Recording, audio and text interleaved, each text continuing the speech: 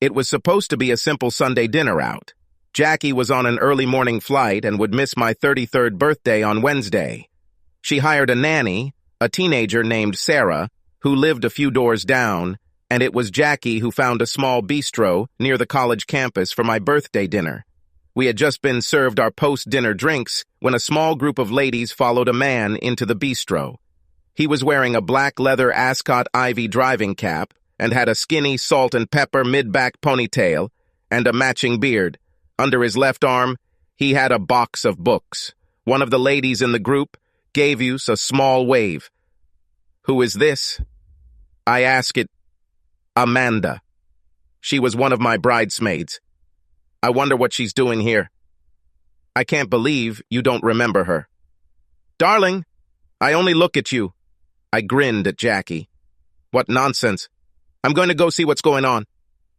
So I sat there, sipping my drink while Jackie cooled down. 5 minutes passed, then 5 more before I headed towards where they had gathered. Jackie didn't notice my presence. The registration sheet said that this was Pierre Lecroix, the author of romance novels. As it turns out, one of Jackie's favorites. She signed up for the fan email list. I didn't, but I noticed that Jackie was using a different email address, new to me anyway. This seemed strange to me. This dude turned on his charm. All the ladies were graceful flowers or beautiful petals. It was enough to make me throw up. Jackie became my gray-eyed butterfly. My eyes couldn't roll back any harder. Since I was not interested and we needed to return home with the nanny, I silently approached Jackie, pulling Jackie's forearm. "It's time to go. We promised Sarah that we would be home by 8. You go. I enjoy communication. We came as a couple. We leave as a couple." With a backhand movement of the hand, as if letting go of a servant, "Just go away. I'll catch a ride and go home. You know, I'm a self-sufficient grown-up girl. Give Sarah a $10 tip. There will be hell to pay for this." As I made my way to the exit, I turned around and saw that the crowd was imitating Jackie's movement, waving and giggling. Jackie was the center of attention. Well, if Jackie is a self-sufficient woman, then I can handle children for a week. We promised them a trip to Orlando, and now it's time to make that dream a reality. As soon as the fire in my eyes was extinguished, I pulled over and made 3 orders for Orlando. The children and I were going on vacation. Calling ahead, I asked Sarah to make sure the kids packed their rolling suitcases with enough clothes for the week. Stopping at the ATM, I withdrew my daily limit. After making sure Sarah had made it home safely, a half-dozen doors down the street, I loaded our suitcases into our SUV. Having secured both children, I walked around the house one last time. On the main level, we have 3 doors leading out of the house. Upstairs, we have a terrace outside of our upstairs master bedroom. After latching the 3 doors shut, I turned off all the lights and made my way through the darkness into our master bedroom. I locked the bedroom door to the patio behind me. As I slid down the support beam, I ended up breaking the trellis that was supporting the clematis vines. It was impossible to enter the house except by breaking a window or door. Jackie should understand this. But maybe I'm wrong. The children surrounded me, trying to understand where we were going and why Mom wasn't with us. I confiscated the kids' phones. Once in the landing zone, I turned off the GPS functions on my and my children's gadgets and then immediately turned them off. We landed around midnight but settled into our room until 2 a.m. They were both on edge, but the hot chocolate made them snore quickly. We hosted several independent entertainment events in Kissimmee on Monday. The kids were tired and overexcited by the time we got back to our room. That's when I finally turned on my cell phone. Jackie's first voicemail came in at 11:48 p.m. on Sunday night. This autograph book must have been really popular. "Riley, open the damn door. I know you're there." The tone of the next few messages became completely nasty. The message at 12:38 p.m. made me chuckle. "Mr. Parsons, this is Officer Riggins. Your wife made a scene outside your house. Please come to the door and talk to me. Or you can call me back on this number." I didn't delete anything, just in case I wanted to call the good officer back. At 2:02 a.m., "You fucking asshole. The police just told me to find another place to stay. I need my laptop and presentation materials. Open the fucking door now, or I swear I will charge everything from you in the divorce. Wow. If she doesn't calm down, she'll have a stroke. For a self-sufficient adult girl, she's definitely worried. I had at least a dozen calls to listen to, as well as more text messages than I could count. That's when my phone started buzzing. It was Jackie. My first reaction was too hasty, but maybe I should let her know that the kids are okay. The more I thought about her words, the more I realized that I did not know this woman. Divorce. I called the credit card companies and reported that our joint cards were missing. The resort has an ATM in the business center, so I snuck out for a few minutes and withdrew my daily maximum in cash. Jackie's parents left a polite message, so I wrote to them that the kids and I were on vacation and having a great time without Jackie. Just as I was about to listen to Jackie's messages on Monday, it turned out that her work-related trip had been an ugly disaster and that it was all my fault. She mentioned divorce again. It bothered me, but I was exhausted, so I didn't lose any sleep over it. On Tuesday, we bought 3-day passes to Disneyland. I thought very little about Jackie. On Thursday morning, my ATM card no longer worked. This was getting interesting. However, with my AEX work card and a few days of cash withdrawals, the kids and I had enough resources to get home. By Sunday evening, we were ready to head home. My oldest said something that shocked me. "It was really fun, Dad, especially without Mom. I don't think she likes us anymore. She must be under a lot of pressure at work, son," was all I could think of at the time. We found the house empty when we arrived on Monday afternoon. I don't know how, but the latch on the front door was no longer locked. Jackie found a way to get inside. Upon further inspection, it was discovered that the latch on the rear door had been torn off. The kids were exhausted, so I sent them off to take a nap while I unloaded the SUV. At this time, a flower delivery truck stopped in front of our house. The young lady handed me the vase, muttering something about having a nice day. The card was addressed to Jackie. "I forgot to thank you for warning me that Pierre was signing books. It's a pity that it ended at 9. I got really into it. We need to have lunch or dinner sometime. Amanda." It took a few minutes for it to sink in. Jackie didn't call until almost midnight. After a few minutes, I realized that Jackie was planning to meet Pierre, and that's why we went to that bistro. This made my next decision easier. As soon as Jackie returned home, I left for another 2 weeks. It's her turn to take care of the children. Since I work from home, I am their primary caregiver. Jackie will have a hard time coping. I packed the SUV with my valuables, clothes, and work-related items. I also collected all of Jackie's romance novels. I'll look for clues in them later. When I logged into my bank's website, I discovered that our checking and savings accounts were frozen. At least the money was still there.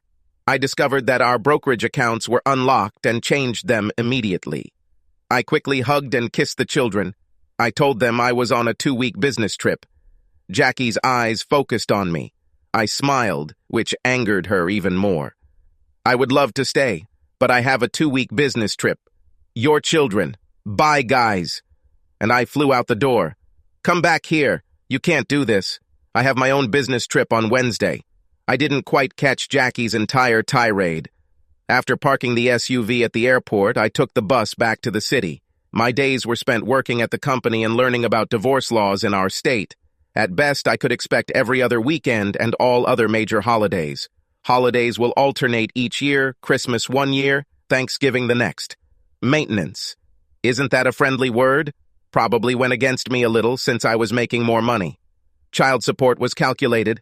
I certainly understand why some people thought it was cheaper to leave it alone. Calls and messages have largely dried up. Looks like Jackie has decided on a strategy. If you dig enough, you can find out anything you want. I found out that Jackie actually filed for divorce. It was just a matter of time before I was served. The game is changing. I made an appointment with a divorce lawyer who handled paternity custody issues. I wanted kids and would do almost anything to have them, even though my research told me I was screwed. Staring at the ceiling of my hotel, I decided to look through Jackie's romance novels. 3 of Lecroix's novels were signed by Pierre, including one on the night of my gala dinner. I researched where Lecroix signed books to determine where Jackie traveled. Was it an affair or just some strange hobby. I just love the video feature on mobile phones.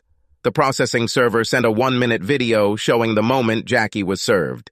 The divorce papers were served at work in the presence of her colleagues. To say she lost her cool is not enough to do her performance justice. The ranting and raving eventually caught the attention of the manager, who sent her home. As soon as I surfaced, I was handed Jackie's divorce papers. Let the games begin.